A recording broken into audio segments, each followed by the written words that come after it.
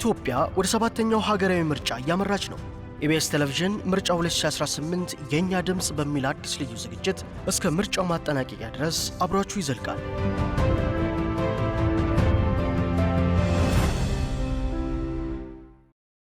ጤና ይስጥልኝ። ምርጫ 2018 የኛ ድምጽ ሁለተኛው ክፍላችን ጀምሯል። ትላንት መራጩ ህዝብ ለመመዝገብ ያለውን ዝግጁነት አይተናል። ዛሬ ደግሞ ህዝቡ ለሚመርጠው ፓርቲ ያለውን ጥያቄዎችን እንሰማለን። መራጩ ይናገራል በሚለው ክፍላችን ህዝቡ ቅድሚያ ሊሰጣቸው ይገባል የሚላቸውን ሀገራዊ ጉዳዮች ይዘን ቀርበናል። በቅድሚያ እስቲ በኢትዮጵያ በመጪው ግንቦት 24 ቀን 2018 ለሚደረገው ሰባተኛው ጠቅላላ ምርጫ ዜጋዎች ንቁ ተሳትፎ እንዲኖራቸው ግንዛቤ የመፍጠር ስራ እየሰሩ የሚገኙ የሲቪል ማህበራት ድርጅቶች ምን እየሰሩ ነው ብለን በመጠየቅ ያገኘነውን ማብራሪያ እናስቀድም።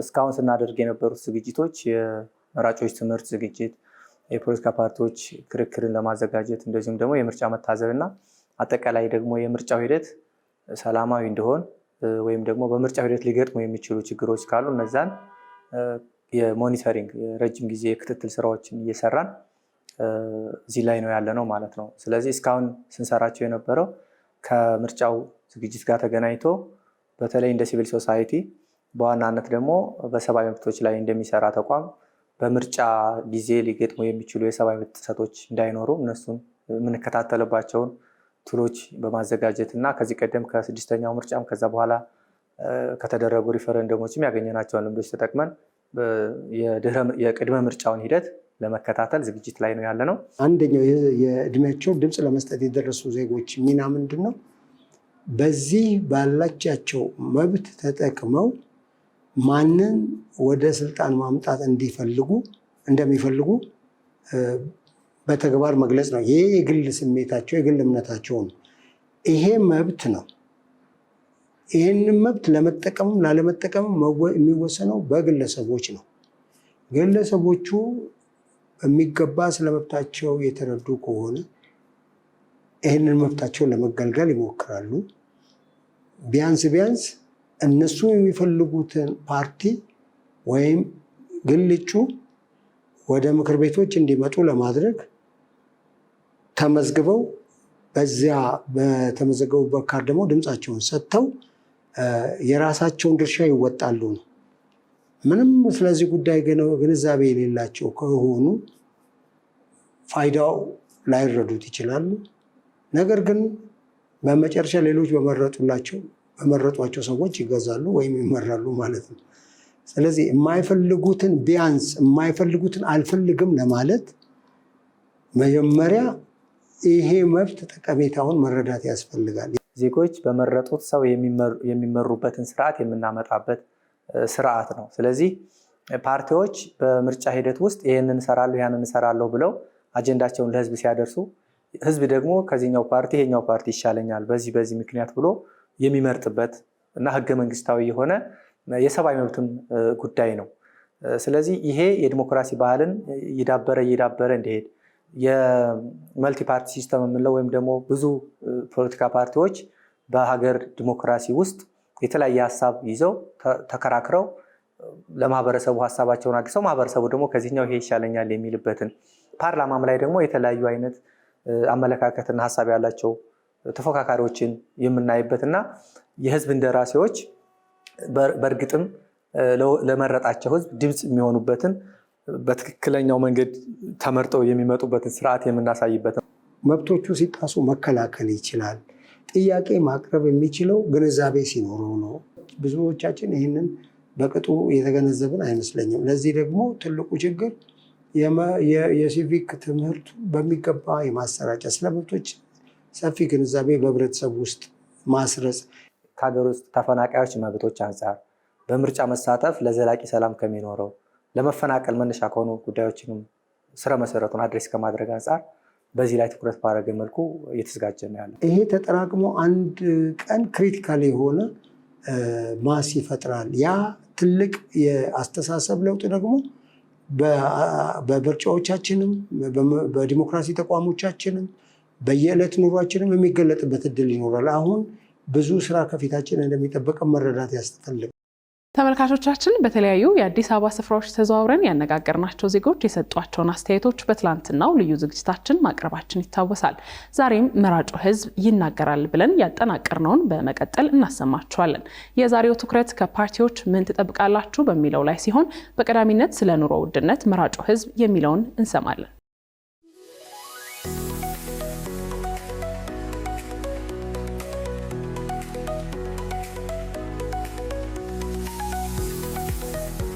የኑሮ ውድነቱን ወንድም የኑሮ ውድነቱን ዋነኛነት ኑሮ ውድነቱን አሁን መንግስት ካቅሙ በላይ ሆኖበታል። ቢሆንም ግን ኑሮን ቢደጉመው ደስ ይለኛል። በጣም ኑሮና ሰው ማን ነው ገንዘብና ሰው አልተገናኘም። ያንን እንዲያስተካክል ቢደረግ ጥሩ ነው። እኔ ያው የምመርጠው ፓርቲ እንዲያሟላ የምፈልገው ምንድነው አንደኛ ነገር የኑሮ ውድነት ላይ በጣም ቢሰራ። አሁንም ኑሮ ውድነት በጣም ጭራሽ እየተባባሰ ነው። እዛ ላይ በደንብ መስራት ቢቻል እና ሙስናን ቢያጠፋ ትልቁ ነገር አሁንም ድረስ ያልጠፋ ነገር ቢኖር ሙስና ነው። ሙስና ቢጠፋ አገር ሰላም ትሆናለች፣ ሁሉ ነገር ይረጋጋል።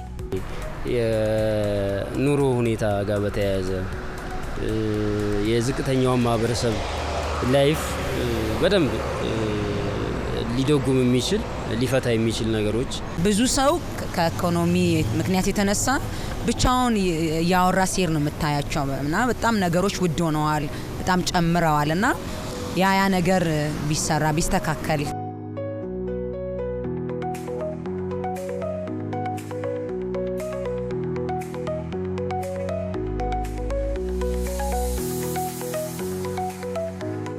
የሰው ልጅ በልቶ ያድራል ወይ?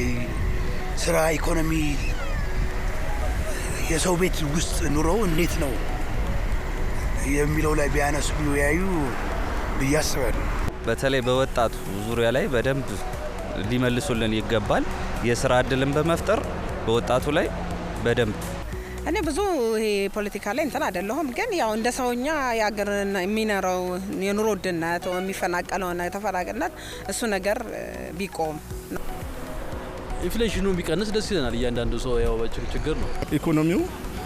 ህብረተሰቡ ትንሽ ከኑሮ ውድነት ጋር ተያይዞ በቃ እሱ ላይ ቢሰራ ትኩረት አድርጎ ቢሰራ የተሻለ ነው የምለው። የኑሮ ሁኔታው በጣም እየጨመረ ስለሆነ እሱን ስቴብል ቢያስተካክሉልን የተሻለ ነው ብዬ አስባለሁ። ትልቁ ችግር ያ ነው።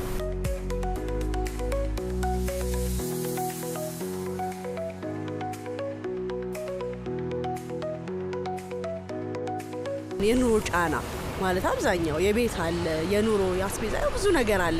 ያን ነገር ቢስተካከል ማርያምን ቤት ነው እኔ በቃ 5000 የምከፍለው እግዚአብሔር ምስክሬ ልጄና እኔ ገብተን ልጄ አልጋ ላይ ከወጣች እኔ መግባት አልችልም። 5000 ነው የምከፍለው። እንጀራ መጋግረው በእንጨት ነው አሁን በሰለጠነው ጊዜ ማለት ነው አቅም ስለሌለ ይሄንን እኔ ከምንም በላይ ቤት በቃ የቤት ጉዳይስ እንዴት ነው ያስተካክሉልናል ወይ ያቀርፉልናል ወይ? የኑሮ ውድነቱንስ ስልጣኑ ላይ ሲወጡ እንዴት ነው ኑሮ ውድነቱንስ ያስተካክሉልናል ወይ? አሁን አንዳንዴ ትራንስፖርት ላይ ያው ባለው ነገር ላይ ትራንስፖርት ፍሰቱ አሁን እኔ የምኖረው አራብሳ ነው። ከአራብሳ ተመላልሼ ነው የምሰራው። ግን ያው የትራንስፖርት ትንሽ እጥረት አለ። ሰው ይንገላታል። በተለይ ማታ ላይ ከዚህ ወደዛ ስትሄጂ የትራንስፖርት እጥረት አለ። ያ ቢስተካከል በኢኮኖሚካሊም ስትመጪ ደግሞ ኢኮኖሚ ላይ ያው ብዙ ነገር ጫና ስላለ ያ ቢስተካከል ለተማሪዎች የተሻለ የሚሉትን የትምህርት ፖሊሲ ቢዘጋጅልን ከእንደገና በትምህርት አሰጣጡ ላይም በትምህርት ሂደቱ ላይም ተማሪዎች ብዙ አይነት ቅሬታ አላቸውና ያንን የወጣቱን የተማሪውን ቅሬታ የሚመልስ ቢሆን ደስ ይለኛል።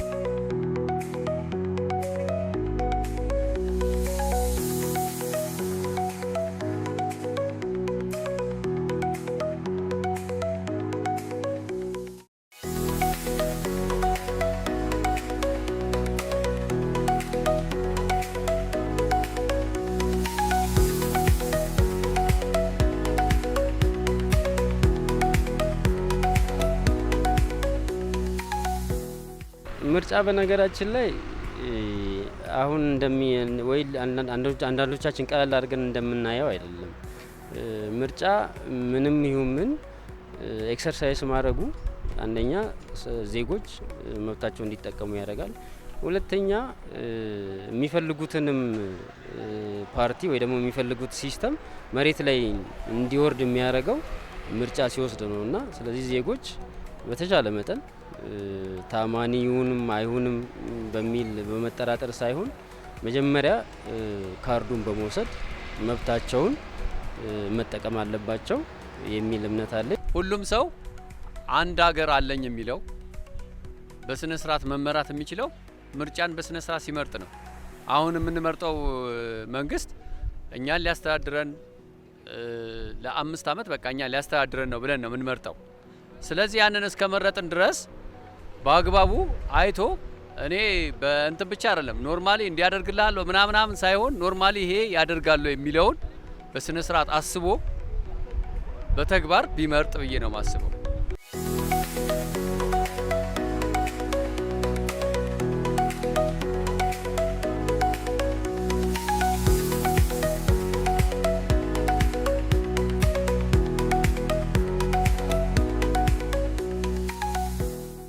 ማንኛውም የፖለቲካ ፓርቲዎች ጣልቃ ሳይገቡ በወደደበት ይሄ ጠቅመኛል እኔ የምመርጠው ፓርቲ ይሄ ነው ማንኛውም ይሁን ብልጽግናም ይሁን ተቃዋሚ ማንኛውም ተፎካካሪ ፓርቲዎችንም ሲመርጥ ሀሳብ ይዘው ነው ሁለቱም የሚመጡት። አሁን የገዢው መንግስት አሁን ያሉት ፓርቲዎች የሚወዳደሩት ፓርቲ ወንድሞቻችንም እንትን የሚሉት ሀሳብ ይዘው ነው። ስለዚህ አንደኛ ማንኛውም ሰው ከተጽዕኖ ነፃ መሆን አለበት። እኔ ስመርጥ ነፃ ሆኜ መምረጥ አለብኝ። በቃ የሚጠቅመኝን ማቀው ነኝ አይደለ? በደንብ መንገዶችን ይከፍታል። ለምን በምርጫ የመጣ መንግስት ነው ጥሩ ነገሮችን ይዞ ሊመጣ የሚችለው። ስለዚህ በምርጫ ዲሞክራሲ ሊገኝ ይችላል ብዬ አስባለሁ። ካርድ ወስዶ ምርጫውን መንግስት ምርጫ መጣል በምርጫ መምረጥ ይሄ ነው የሚለው። የተለያዩ ትችቶችን ለማቅረብ ወይም የተለያዩ ነው ይሄ ያልተሰራም ይሄ ያልሆነም ብለን ለመንቀፍ መጀመሪያ መምረጥ ያስፈልገናል። ስለዚህ የተሰጠንን እድል ይጠቅመናል ብለን የምናስበው መንግስት ደግሞ ከመረጥንም በኋላ ጥያቄዎችን ብናነሳም የመረጥነው መንግስት እስከሆነ ድረስ በሰጠነው ድምጽ ነው የምንተዳደረው። ስለዚህ የመምረጥ መብታችንን ተጠቅመን ይጠቅመናል ብለን የምናስበው መንግስት ወይም ያስተዳድረናል ብለን የምናስበውን አካል መምረጥ አለብን ብዬ አስባለሁ።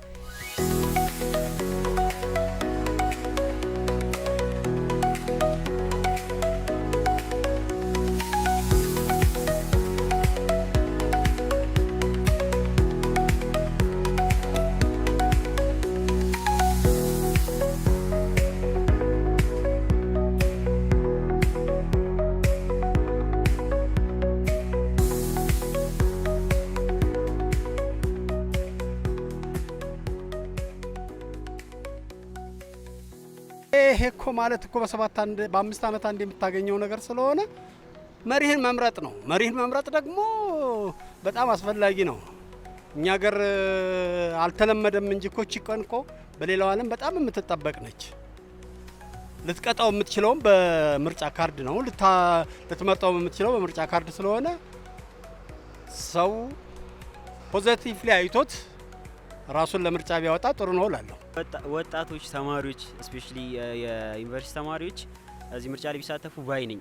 ምክንያቱም ሶሻል ሚዲያ ላይ ማህበራዊ ሚዲያ ላይ ከምናደርገው እንቅስቃሴ በዚህ ይበጀኛል ይሆነኛል የሚለውን ነገር ብናቅና እዚህ ላይ ተሳትፎ አድርገን ሚሻልን ብንመርጥ ባይ ነኝ እኔ።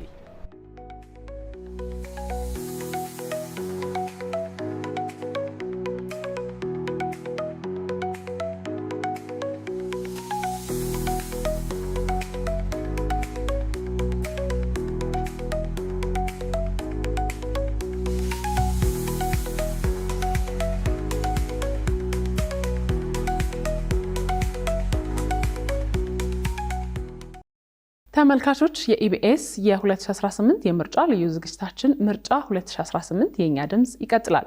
የመራጮች ምዝገባ ከየካቲት 28 2018 ጀምሮ እየተካሄደ ይገኛል። እስከ መጋቢት 28 2018 ድረስም ይቆያል። የኢትዮጵያ ብሔራዊ ምርጫ ቦርድ ባዘጋጃቸው ከ46000 በላይ የምርጫ ጣቢያዎች በአካል በመገኘት ወይም ምርጫዬ በተሰኘው የቦርዱ መተግበሪያ ካርዶውን በቀላሉ መውሰድ እንደሚችሉ ገልጿል።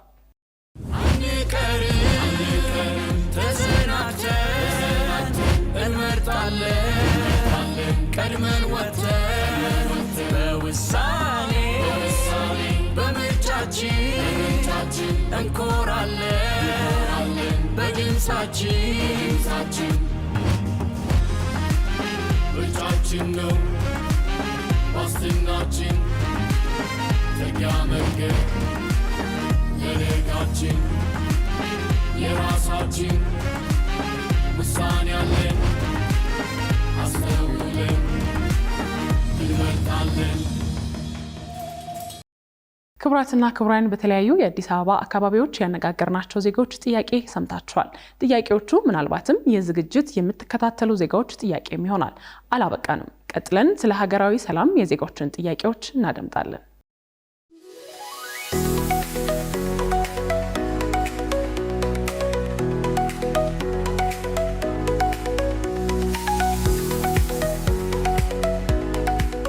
ቀጣይ አሁን የሚመጣው ምርጫ ህዝቡ የሚጠብቀው ነገር አንደኛ በጣም እንትን ነው። ሰው የሚፈልገው ስራን ነው፣ ሰላምን ነው የሚፈልገው። የትም ቦታ ላይ ምርጫው የሚጠበቀው ሰላምን ማስፈን ነው ዋናው ነገር። ያ ሰላም ካለ ደግሞ ማንም ሰው መለወጥ ይችላል፣ መስራት ይችላል። ሀገራችን ትልቅ ተስፋ ያላት ከዓለምም የተሻለች ሀገር ነች። ሀገራዊ እይታ ያላቸው ከሰላም አንጻር አሁን በተሻለ ደግሞ ስራ ለሚሰራ ፓርቲ ኑሮ፣ ሰላም፣ የዋጋ መረጋጋት እነዚህ ነገሮች ላይ የተሻለ አቋም ያለው ፓርቲ እመርጣለሁ ብዬ አስባለሁ። ሰላም ላይ ቢሰሩ ከሁሉም በላይ ሰላም ነው።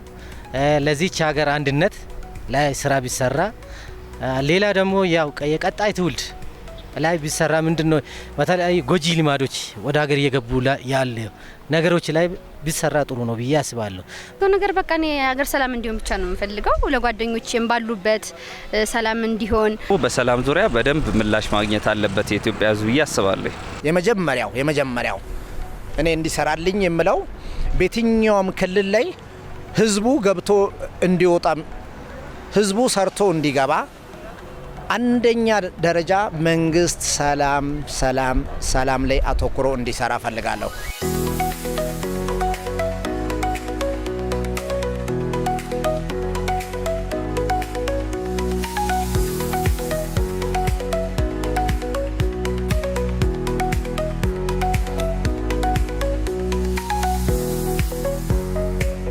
ላይ በመርጠው መንግስት ቅድሚያ የሰው ልጅ ሰላም ሲሆን ነው ምንም ነገር የሚያስደስተው። ልማትም ሲኖር ምንም ነገር ሲኖር አብረን ምንበላው ምንጠጣውም ምንተሳሰበው ሰላም ሲኖር ነው። ስለዚህ በየአካባቢው ያሉትን እንደዚህ የሰላም ጉዳዮች ላይ ቢሰራ ብዬ እንደራሴ እንትን እላለሁ። ሰላም ላይ አንድ ሀገር የመጀመሪያ ልማት መንገድ ላይ ነው። ከአንድ ሀገር ወደ አንድ ሀገር ስትሄድ ሰላም ከሌለ ምን ዋጋ አለው? ዋጋ የለው ነገር የሰላም ምክንያቱም ሰላም ከሌለ ምንም መግባቱ በቃ የሰላም ችግር እንዲፈታ ፈልጋለሁ። ፐርሰናሊ ለምን ሰላም ሲኖር ነው እንትን የሚኖረውና ሰላም ለሁሉም አስፈላጊ ነገር ስለሆነ ይህ እንዲፈታ የመጀመሪያ ምርጫ ነው የሚሆነው። ለምን ሰላም ሲኖር ነው በሰላም ገብተን በሰላም የምንወጣውና የቢስተካከል ጥሩ ነው ብዬ ሀሳቤን እሰጣለሁ።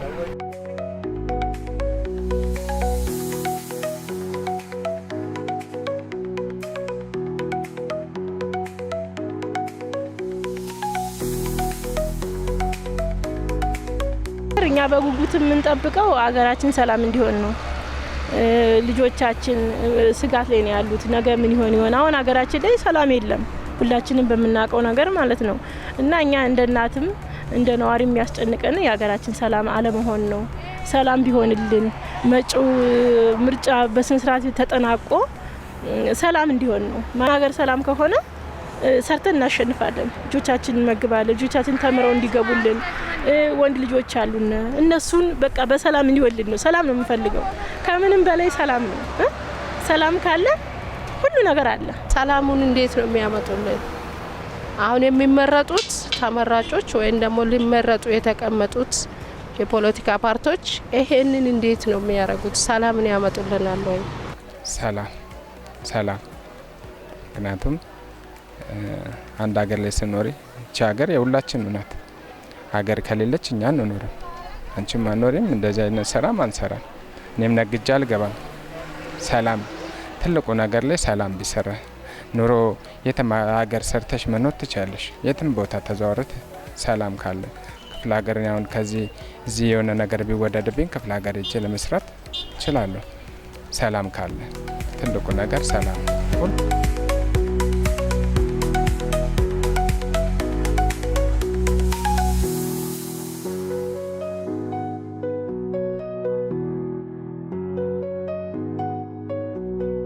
ችግሮች ሊኖሩ ይችላሉ፣ የተለያዩ ችግሮች።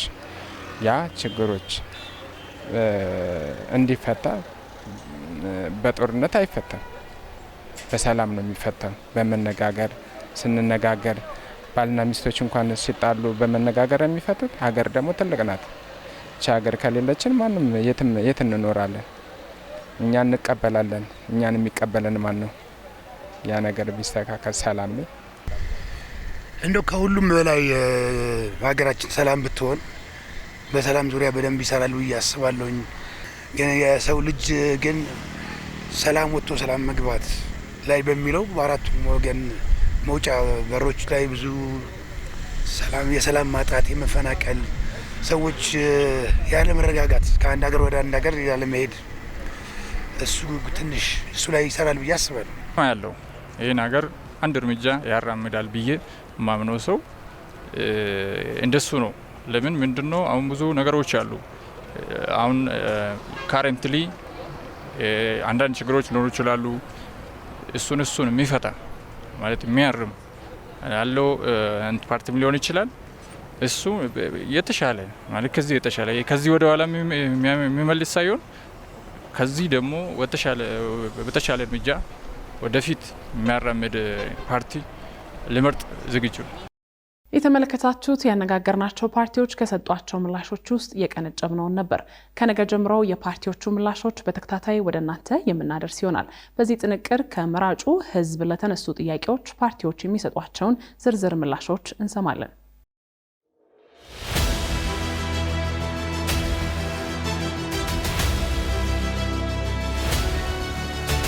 የኛ ድምፅ የኢቢኤስ ቴሌቪዥን የምርጫ 2018 ልዩ ዝግጅት የፖለቲካ ፓርቲዎች አማራጭ። ኢትዮጵያ ውስጥ በተለያየ መንገድ ሰላምና መረጋጋት ርቆናል። ማህበረሰቡ አሁን የመኖር ችግር አለበት። ሰላም ዲሞክራሲ ከሰፈነ ጦርነት አይመጣም። ግጭትን በጦርነት መንገድ ፈቶ ዘላቂ ሰላም ማስፈን አይቻልም። የመራጩ ህዝብ ጥያቄና ድምፅ ሁሉንም በአንድ መድረክ ይዘን መጥተናል።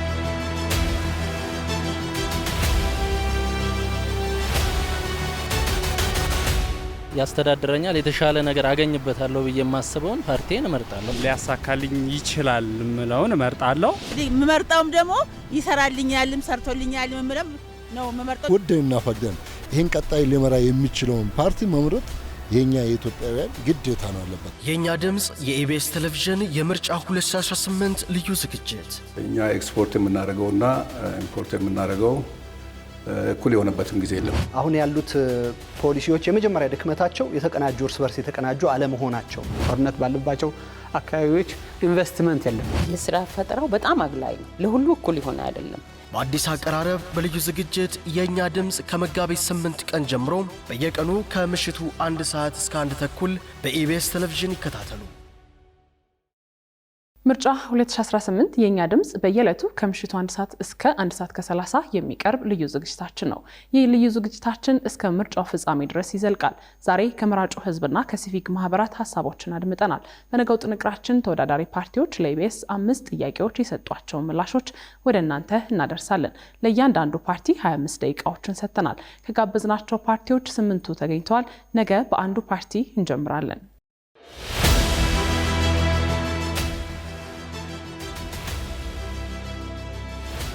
የኛ ድምፅ የምርጫ 2018 ልዩ ዝግጅት። ተወዳዳሪ የፖለቲካ ፓርቲዎች ምን ይላሉ? ለኑሮ ውድነት፣ ለሰላምና ስለ ሀገራዊ ብሔራዊ ጥቅም ምን አማራጭ ሀሳብ ይዘው ቀርበዋል? ህገ መንግስቱ ከመግቢያው ጀምሮ ማሻሻያን የሚፈልጉ ጉዳዮች አሉ። ትግራይ ላይ የነበረው ጦርነት የዚህ ችግር ሰለባ ነው የሆነው። የነበሩት መንግስታትም ህገ መንግስቱ የሚነካው በመቃብራችን ላይ ነው የሚል አመለካከት ስለነበራቸው ሌሎች ወገኖች እንደሚሉት ህገ መንግስቱ ጥቅም ስለሌለው ተበጫጭቆ ተቀዶ መጣል አለበት የሚል አቋም የለንም። ህገ መንግስቱ ላይ አንዲት ቃልም መነካት የለባትም የሚል አቋም የለንም። ለእያንዳንዱ ፓርቲዎች 5 ጥያቄዎች፣ 25 ደቂቃዎች። የኢትዮጵያ የባህር በር ያስፈልጋታል። የታሪክ ስህተት መቀልበስ አለበት ብለን ነው የምንለው። ህጋዊ ባልሆነ መንገድ የምናገኘው የባህር በር ህጋዊ አይሆንም። ማግኘት መብት አላት። በአዲሱ ልዩ ዝግጅታችን እነዚህንና ምርጫን የተመለከቱ መረጃዎችን ይዘን ወደ እናንተ እንቀርባለን። የኛ ድምፅ የ2018 ልዩ ዝግጅት ከመጋቢት 8 ቀን ጀምሮ በየዕለቱ ከምሽቱ 1 ሰዓት ላይ ይጠብቁ።